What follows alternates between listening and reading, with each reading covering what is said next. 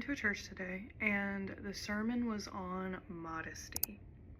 Now, I never really enjoy when men preach about modesty because I feel like they are missing a fundamental perspective that is needed in order to fully grasp the idea of modesty and how God speaks to us as women around modesty. And, we as women have been sexualized, objectified, talked down on, dismissed by some of the very men who are preaching on modesty. So it's really important to have a sense of community when speaking about topics like this, and hearing it from women, I just think is a completely different narrative than hearing it from men. So in saying that, I want to give my take on modesty and how God has worked with me through the lens of modesty in today's time. God did call me to become more modest. I used to dress very, very provocatively. I will insert photos here. And if you are a woman watching this, you can probably feel through the screen that I was very seductive. I was leading through the lens of sensuality. And I don't say this to put myself down or to be negative to that version of me. I say this because around this time is when I really started to develop an intimate relationship with Spirit. So God did call me to be modest, but God called me to be modest for me. And let me explain this. So around this time, I was truly leading with my body. I wanted attention from anybody, and I wanted to be loved. I wanted to be accepted. I wanted to be just fully chosen so badly, and I didn't really know how to attract that or how to get that outside of my body. So for a really long time, I was searching some form of attention and validation because I didn't get attention or validation from my father. So I learned quickly when I was younger that if I was funny, people would stick around. My cousins would invite their friends over, and if I was funny, they would want their friends to meet me, and then I was in groups of people, and I felt like community, and I felt like the center of attention, and I was finally getting that attention, validation, love that I was seeking. And as soon as I grew boobs, and if you're a woman, you probably know, people started treating me completely different. And I noticed that the attention was shifting. So it wasn't necessarily like, haha, she's so funny. It was like people trying to get closer to me, people trying to get alone, men trying to get closer to me, men trying to get alone with me, men giving me these words and this validation and these just acts of kindness to me that I had never received before. And again, because I didn't have a father figure to show me this standard or this bar, I was eating it up. I was like, attention, finally, I'm being chosen, finally. But all this did was set me up to this idea that my body will attract that in, and then maybe I can prove to them, maybe I'll be good enough, maybe I can do something to keep them around. So it was this constant chase of pulling people in with my sensual energy, trying so deeply to get them to commit to me, and then being disappointed when I realized, oh, they really did just want my body. So when God asked me to step into modesty again, it was not because I was a stumbling block. It was not because I was gross. It was not because I was nasty. It was not because, it was not to bring some kind of glory to Him. It was to protect me, because I had yet built up the discernment to understand that not everyone had my best interest in mind. So when God asked me to be more modest, it was so that I would stop attracting in so many people who wanted to take from me. I have big energy, and I'm a beautiful woman.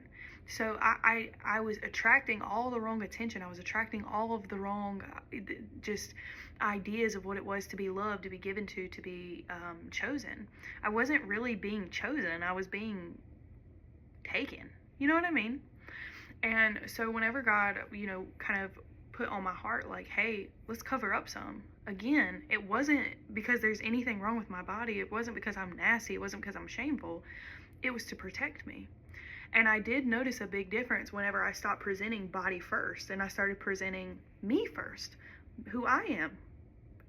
It kind of repelled a lot of people. And that can be scary, because especially if you want to be accepted, if you want to be chosen, but the people who do choose you, the people who do commit to you, the people who do love you, are going to be truly aligned with who you are on your soul essence, not trying to get something from you. So if you're in a season right now where you feel like, am I leading a lot with my body? I used to be at the bar every night, honey. at least Friday, Saturday, or at least Thursday, Friday, Saturday. I was at the bar Thursday, Friday, Saturday, seeking validation, hoping to find somebody to make out with. I wouldn't sleep with people, but I really did just want to like kiss and hug and feel some form of comfort and some form of being chosen. It validated me because all I knew was like the only parallel I had to my worth was if somebody wanted to have sex with me, or if somebody wanted to kiss me, or if somebody wanted to physically be with me, because I had put physicality on such a high standard and such a high caliber, because the world taught me that that's what was valuable in women, because I didn't have a father to set that bar or that standard for me. And if you also didn't have a father figure to set that standard for you, you may be kind of stuck on the wheel of what society has told you is important in a woman, which is her looks, you know, her sexuality, and it's so polar opposite, because in one degree you're told that this is like what makes you valuable, and on the other degree you're told you're a slut if you do these things. So it's a very confusing topic to navigate. And if you feel like you're in a season of life where God is asking you to be more modest, I want you to be open to this idea, okay? Open to the idea that it's for you, because he loves you and he just wants to protect you from people who are trying to probably take from you. And what is happening is you are going to be separated into a period of time where you are going to learn God's voice. You are going to learn your own discernment. You are going to learn your value. There is going to be a period where God separates you, and God asks you to be a little more modest and to stop leading so much with your body. Again, not because of you, but to protect you, and so that you can learn discernment, so that you can learn his voice, so you can learn your own voice, so you can learn your self-worth. If you don't know how valuable you are, if you don't know your self-worth, if you don't have high self-esteem, you are going to allow anybody and anything to take from you. And if you have a big mission over your life, there's going to be a lot of parasites that want to hold on. This is a time period for you to drown out the noise, for you to stop searching for the validation, for you to stop feeling so insecure and so jealous and so lost and so like you're at the bottom of the barrel, or you have to get people to love you or get people to like you. Who are you? Like at the soul, at the essence of your being, who even are you outside of your body, outside of what you can do for anybody, outside of what you can provide, outside of anything outside of you? Who are you? And if you've been leading with your body, if you've been leading with what you think somebody will gain from you, I just want you to take a step back and really evaluate your decisions in your life and the stuff that you're putting on and the way that you're presenting yourself. Not because there's anything wrong with you and not because I'm judging you, but because you deserve better. And I will also say, I'll put a bikini on, honey. I put my tatas out sometimes, but it's because I have done the work to learn discernment. I have a different kind of energy whenever I'm out and about. The same men that used to approach me whenever I was 23, 24, didn't know myself, they don't approach me now, even if I don't dress super modestly. I'm not saying that this is forever. I'm not saying that you have to always cover up and you have to be, you know, here to here. If that's not your thing, like, it's okay if you like to show a little skin. But make sure that you're doing it from a high self-worth. Make sure you're doing it from a high amount of confidence. Make sure you're doing it from a state that is pleasing to you, to little you, to inner you. That way when somebody comes and dangles some cheap whatever to try to get you, you can say, I have discernment.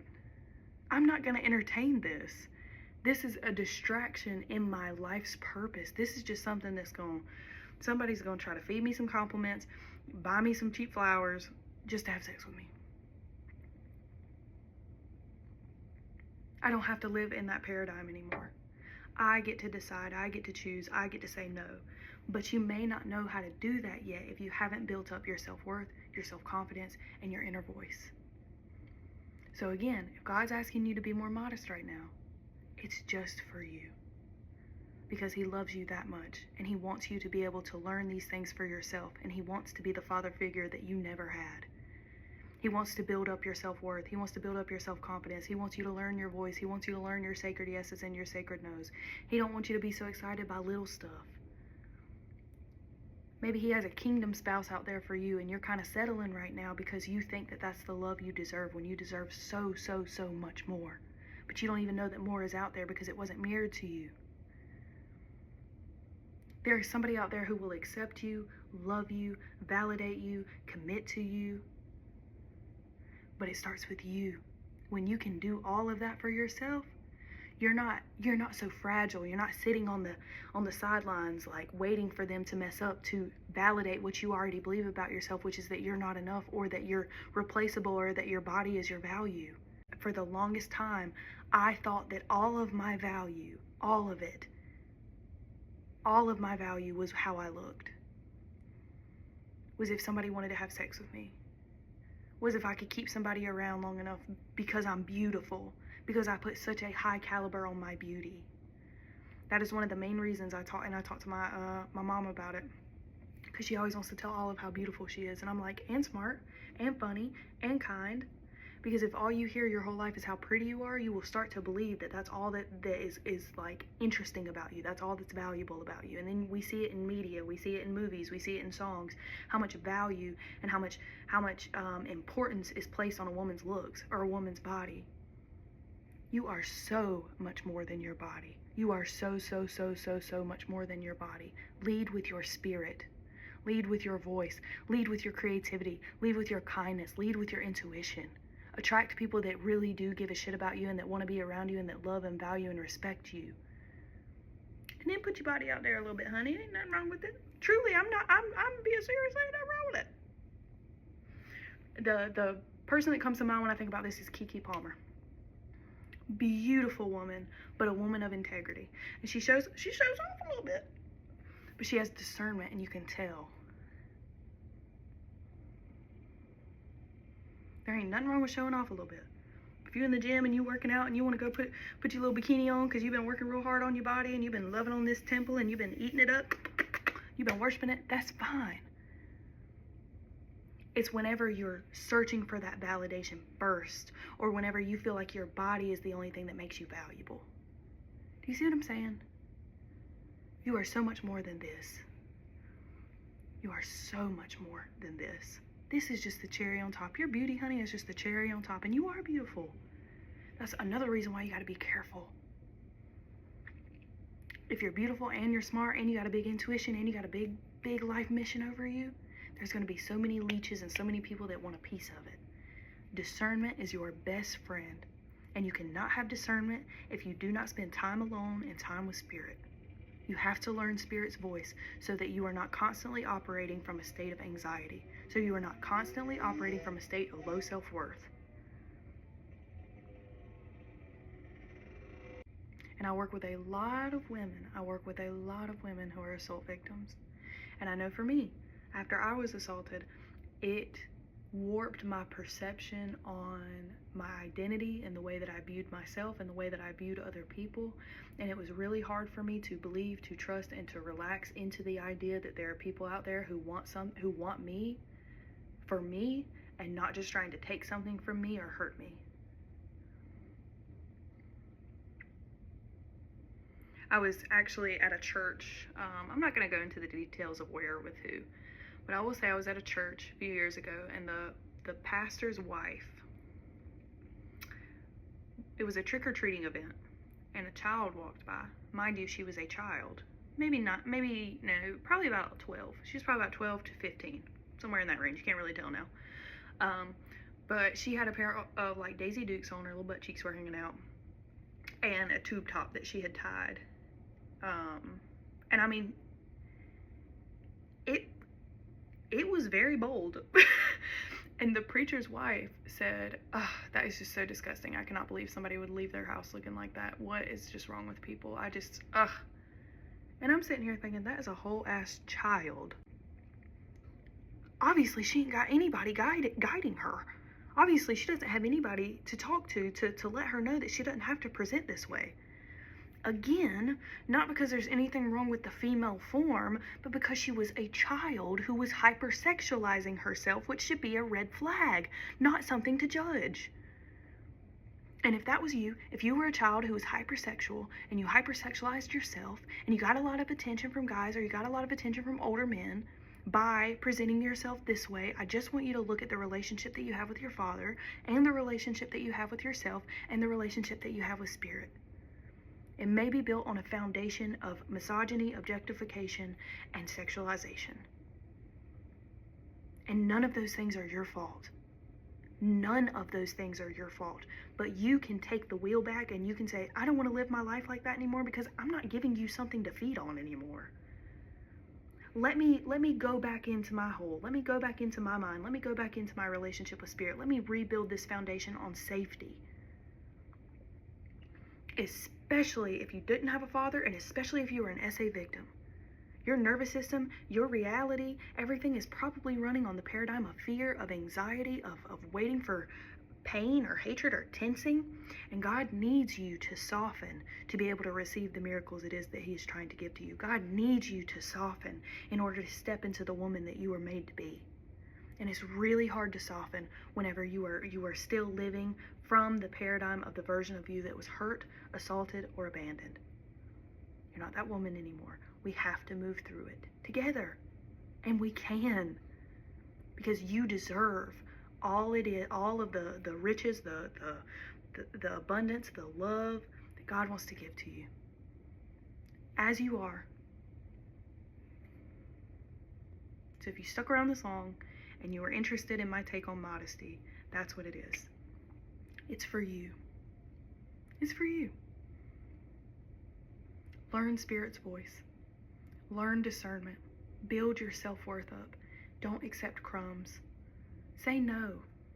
Say no. It's the most powerful word in the world.